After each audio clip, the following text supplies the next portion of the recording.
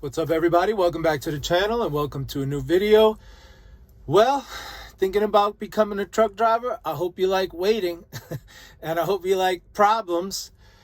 I got to this pickup. It's a DHL warehouse in Salt Lake City, Utah. Wait in line at the guard shack, and I get to the front and give them my pickup number. She looks it up and says, somebody picked this load up yesterday. So now I'm just waiting on my dispatch to either get me another load out of this facility or just a whole new load completely. But waiting is definitely a huge part of truck driving. This facility, by the way, check it out. I love these big new warehouses. If you live in a big city, or if you live in a somewhat big city, you'll see these warehouses popping up all over usually on the outskirts of town. And apparently because of all the internet shopping, Amazon, not just Amazon, everybody's doing online businesses. They need to have their products as close as possible to everywhere. So warehouses are popping up all over. They're building warehouses now. And before the warehouses are even built, they're completely leased out. That's how much of a demand there is for warehouse space. I mean, they haven't even broken ground yet, and they've already got the entire warehouse leased out. And look how big, like 128, 120, 130 doors. I wonder. And truck drivers love these. They're pretty good, right? Because it keeps a lot of the truck traffic on the outskirts of town. And people that live here like that, because nobody likes 18-wheelers. The trucks don't want to have to drive downtown. We get to stay on the outskirts, so we like that. But the other benefit is look how much room there is. No tight turns, no tight squeezes. All of the backs are nice and easy. See, this guy's got we all have plenty of room. We love these places. So my next load ended up being a load of hay. Remember a couple of videos back, I had to bring that hay to Compton? Same thing. And the guy told me to meet him in this empty lot. Let me show you. I'm in this empty lot. There's these truck scales here. So you pull your truck on the scale and they weigh you empty. And then once they load the hay on you, you come back and weigh. Because I guess they sell the hay by the pound or something. And that little shack is where they print out the ticket to show your inbound weight and your outbound weight. But right now, I'm going to KB Express to see if they have any sweet treats for me to enjoy while I wait. Now, there's only two reasons in this world anybody would ever come to Utah. One of them is named Brittany, and I just found out this morning that she ran off with some truck driver to Reno, Nevada.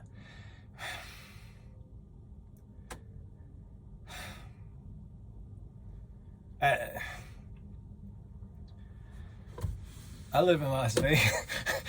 The other is the cinnamon rolls. You know how certain states or areas are known for a dish?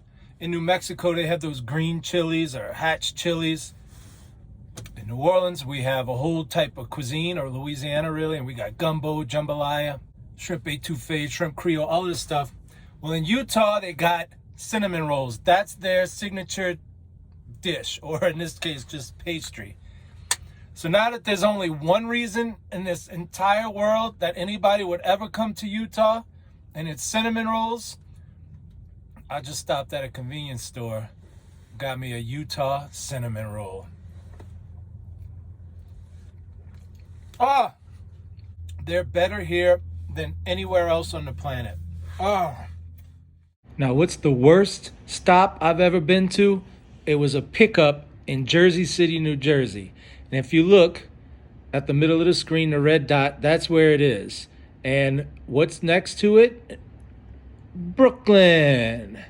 And also, not far from it is the Statue of Liberty, as you can see. But anyway, the stop was here in New Jersey. So once you cross over the bridge, if you just kind of focus on the center, I'll try to keep everything I'm talking about in the middle of the screen. Anyway, you cross the bridge and you make your way down to Colony Road.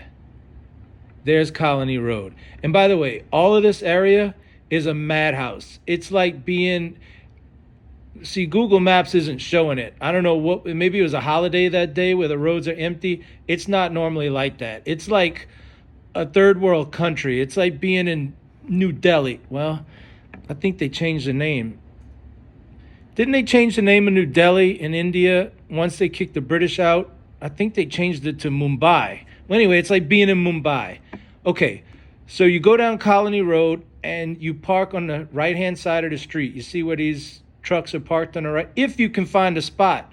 Then you have to walk up to the security gate, which is right here, right in the middle of your screen. You tell them that you're here for a pickup. Then they're going to have you walk into the yard, and somewhere in there between those trailers is a door that you go and you give them your pickup number. And when you walk in, it's like you walking into this dark, it's like a scene from a movie where somebody's about to be tortured for information. That's what it looks like inside of there. There's like a steel cage, and you give the lady your phone number. Then you walk back out to the road, back out to Colony, back out to your truck, and wait for them to call you. If you don't know all of this ahead of time and you just try to pull in the gate, they make you back out onto Colony Road, a blindside back onto Colony Road, which is what happened to me because they don't tell you the rules ahead of time. Okay, so they call you and say, okay, go to dock number 13 or whatever. So what do? You come down Colony Road, you turn in, you check in at the guard shack right there, tell them that they gave you a door. Well, now guess what you have to do? That's right. You have to blindside back. You see how narrow the lane is? That's a very narrow lane. And you have to blindside 90-degree alley dock. Blindside 90-degree alley dock into one of these spots. And nobody's there to spot you. You just do the best you can. It is an absolute nightmare. But I was able to get in, and I didn't hit anything. So that's the worst spot I've ever been to. Okay, I got a story coming up in a second, but this ends the truck driving part of today's video. So if you liked it, please consider subscribing. Please consider watching the next one. All right, the story. Today's story is a story about me telling a story. And it involves the aforementioned Brittany from earlier in this video. That's a real person. She worked at a truck stop, and if you go to certain places I'm in Salt Lake City a lot, and other places, you kind of start to recognize people, get to know them a little bit. Well, she's gone now, and there are truck drivers all across the nation considering leaving the industry because of this. So anyway, the last time I saw her, it's about a month ago, and I told her this story that I'm gonna tell you. I was at a truck stop. It was the TA in Concordia, Missouri. And in the TA, they have a Subway. So I got my little sandwich and I go around to the driver's lounge, and I had the whole room to myself with the big screen TV, and I had on that, what's the movie with John Travolta where he dances? Saturday something, whatever. And so here I go, man. I got the room to myself. I got Saturday Night Fever. Got my little sandwich, and I'm eating.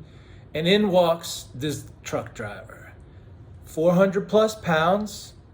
Got the t-shirt with the sleeves cut off so you can see how much arm hair he has at the top of his arm, not the bottom.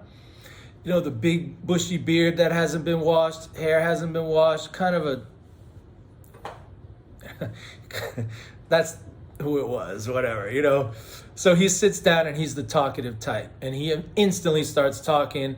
And usually truck driver talk is either complaining about dispatch, complaining about four-wheelers, complaining about shippers and receivers, complaining about Joe Biden, or complaining about the direction the country's headed in, specifically COVID and all that stuff.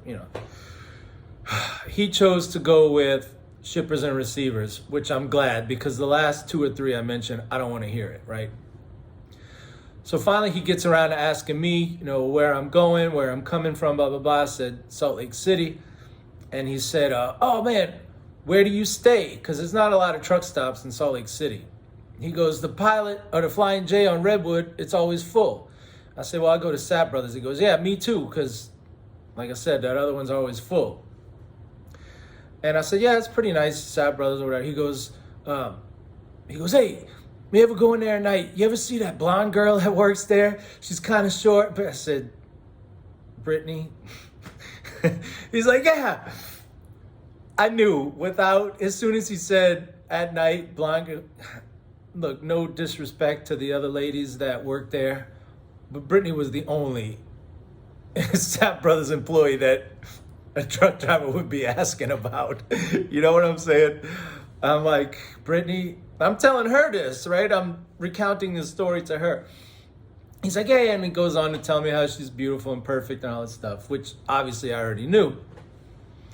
And so I told her, I was like, "So, if you're ever looking for a man, if I ever see him again, I'll tell him to come see you." She goes, "No," and she kind of went, "Ah."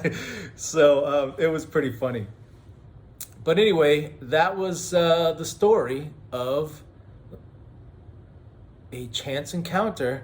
And I guess if you work at truck stops, people from all over the country know you, right? Because they're coming in and out. I mean, I don't know where this guy was from, but so anyway, it's the end of an era and she's gone, like Hall & Oates.